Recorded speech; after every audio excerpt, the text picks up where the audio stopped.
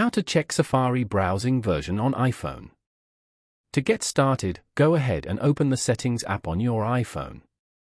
On the main settings screen, scroll if needed and tap on General. In General, tap on iPhone Storage. From here, keep scrolling down and tap on Show All to view more apps. And once you find Safari, tap on it. Locate software version which shows your current iOS version. Safari on iPhone updates with iOS, so the Safari browsing version corresponds to the software version shown here.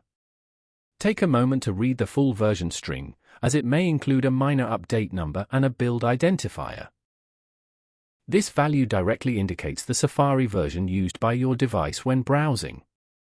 Following these steps, you can easily check the Safari browsing version on iPhone.